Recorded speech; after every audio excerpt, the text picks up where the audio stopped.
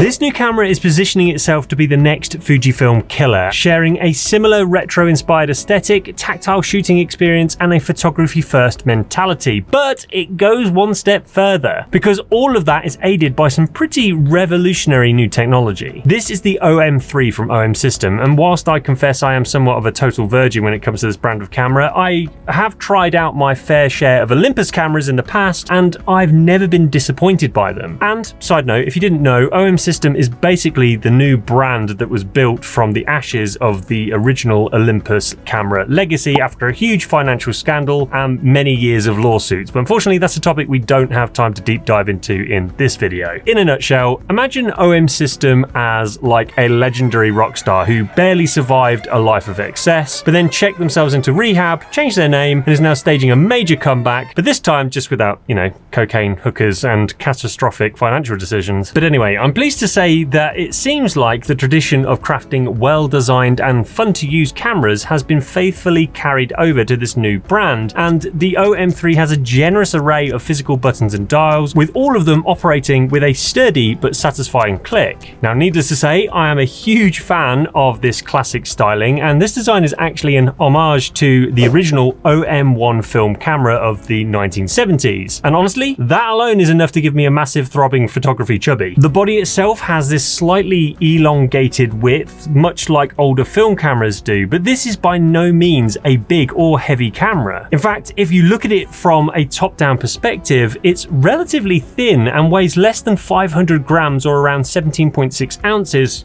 without the lens. But usually when cameras are this lightweight, that tends to mean that compromises have been made to the construction materials, and that can lead to it looking good, but ultimately feeling about as cheap and hollow as Mark Zuckerberg's conscience. Thankfully, this OM3 does not fall into that trap, and somehow they've still managed to make this feel like it's made from solid metal, I'm assuming because it is. It's also surprisingly rugged, being dustproof, splashproof, and even freeze-proof with an IP53 rating, whatever that means. All I know is, the other day I went out shooting with this camera and it was minus 24 degrees Celsius here in Calgary, or around minus 11 Fahrenheit, and whilst my fingers are now semi-necrotic, this thing didn't so much as kick up a fuss. Even this new 25mm f1.8 lens that they kindly supplied with this loaner camera that I've been testing is nearly all made from metal and is weather sealed too. Now on the top here there is a full-sized hot shoe port and an EVF, which is pretty large, bright and crisp. Although there's only a single SD card slot, I very much appreciate the fact that they put it on the side here rather than concealing it in the bottom battery compartment, which is the norm, because this side entrance makes it way easier to access when the camera is mounted to a tripod or a gimbal. Now, that's not to say that I think this design is completely perfect, and when you start to peer more closely at it, there are certainly a few things that make me wish the designers had been a little bit braver and just fully committed to the classic styling and handling. For example, this very modern looking mode dial on the top here immediately breaks the illusion for me, and I wish they'd just opted for independent shutter speed and ISO dials instead. I'm also not a huge fan of having a very modern, fully articulated screen on the back like this. Again, for me, it just totally breaks the illusion, and I think a more subtle pull-up design for just waist level shooting would have been plenty enough in my opinion, but that's just me. Finally, and I do promise this is the last thing I'm going to moan about, why didn't they continue this faux leather finish all the way along the back? Because it's here on this thumb rest, it's also on the back of the screen, but it's not anywhere else. And instead we just get this smooth plastic finish, which does slightly cheapen it and also makes it feel a little bit unfinished. But let's be honest here, all of those complaints are just me nitpicking at this point, because overall I do really love the design and handling of this camera. Anyway, now that I've finished ejaculating all over the product design, we do need to talk about features, because this is where the camera gets really interesting. So make sure you sat comfortably, because there's a lot of them. What's that? Your current chair is about as comfortable as sitting on a bed of rusty razor blades?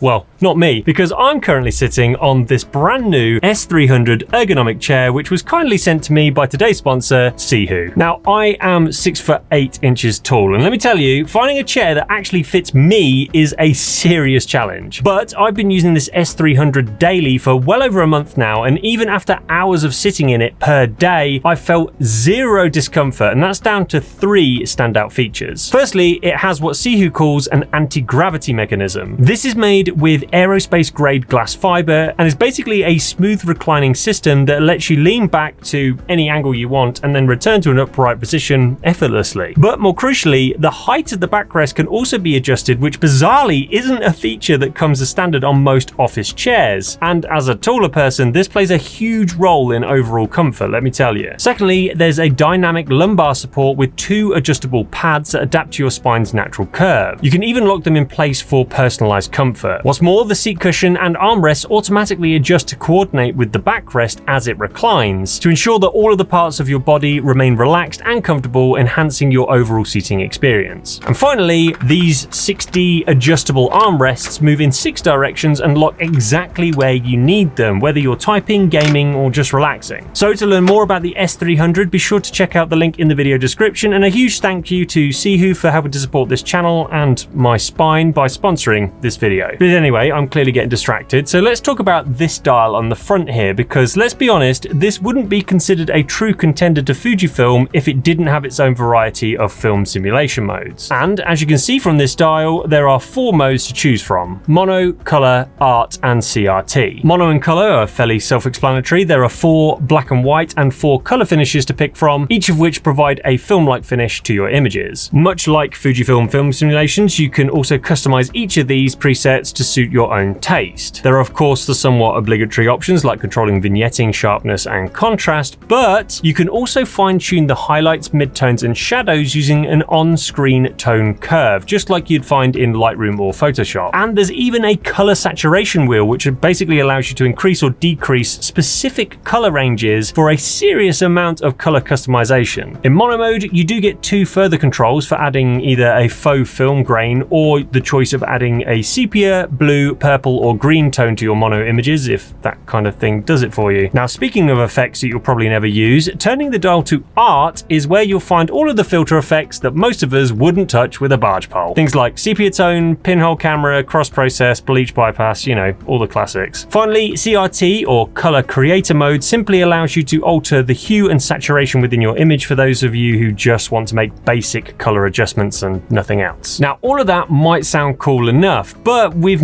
not even scratched the surface of what this puppy can do. You see, when I said this camera takes a photography first approach, I really did mean it, and OM System has added in some pretty awesome computational photography features that I think could set a new standard for mirrorless cameras. You see, when you dive into the settings menu, you'll come across a section dedicated to computational modes. Now, admittedly, some of these have been seen before on other cameras, such as high res, which uses pixel shift technology to create super high resolution images up to 80 megapixels, multiple exposure mode that allows you to overlay multiple exposures on top of one another for artistic effect. HDR mode captures multiple exposures at different stops, allowing you to either merge them manually in post afterwards, or let the camera automatically blend them all together into a single JPEG with a greater dynamic range. Then there's focus stacking, which allows the camera to automatically capture a series of images at varying focal distances to generate a final image with a greater depth of field. Though unfortunately, that's the one mode I can't show you because apparently the supplied lens isn't compatible. But the modes that really piqued my interest are the options to add a live ND or graduated ND to your shots. And no, there's not a physical ND filter inside this camera. This is all an emulated effect that you control via the camera. The standard ND mode will simulate the effect of adding,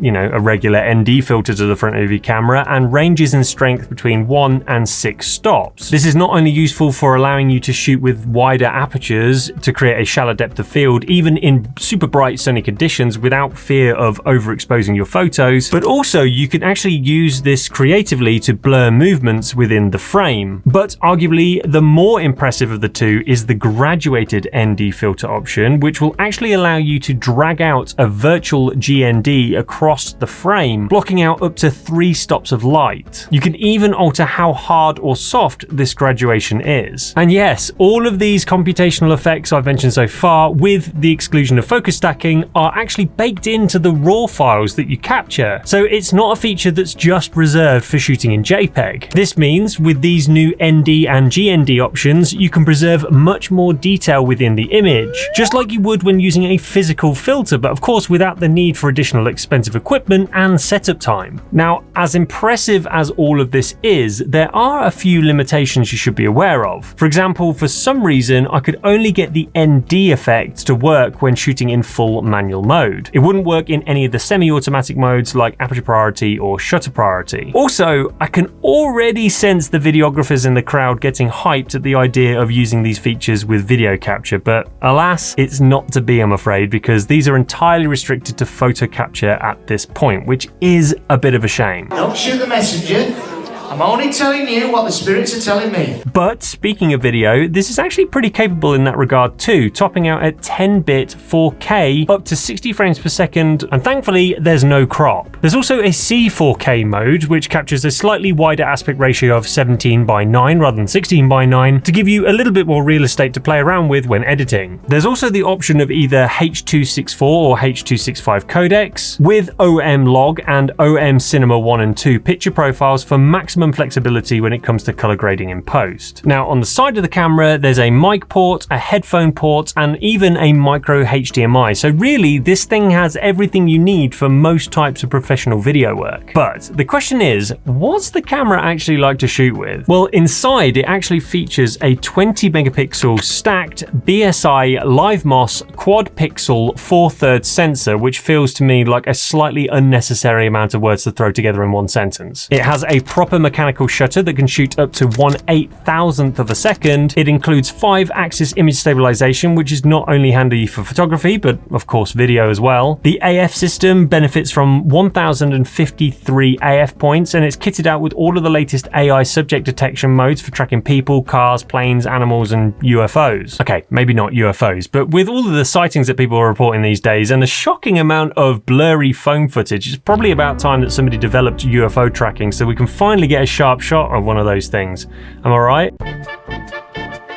Anyway, during testing, the AF proved itself to be lightning fast and super responsive, and whilst I personally prefer to set the AF point using a joystick, which is unfortunately something that is missing from this design, the flip-out touchscreen was still plenty responsive enough to ensure that I came home with a decent array of sharp images. Now, as this is currently an unreleased camera, I can't edit any of the raw files that I captured, but regardless, I was still very pleased with the amount of detail resolved in the JPEG images that I came home with. But like most things that sound just way too good to be true, there is a but, because you see, we haven't talked about price yet, and at launch, body only, this camera will set you back a cool $2,000. Now, do bear in mind that OM System are positioning this as basically their flagship OM1 Mark II, just in a more compact design, and as we've seen, it's pretty feature laden. But for that kind of money, this is going to be up against some pretty stiff competition. Now, even if we blinker our sights to just looking at vintage-inspired digital cameras, the Nikon ZF, for example, is currently priced at around $1,800, and that has a 24.5 megapixel full-frame sensor with comparable video specs. Or then there's the Fujifilm XM5, which is less than half the price of this, coming in at just under $800. And that thing offers a slightly larger APS-C size sensor, 6K open gate video capture, along with a bunch of other fancy video features, and a more established range of film simulation modes to pick from. Granted, there's no EVF on that camera, but still, I can't help but ask the question, is this OM3 actually worth that hefty price tag? Well, honestly,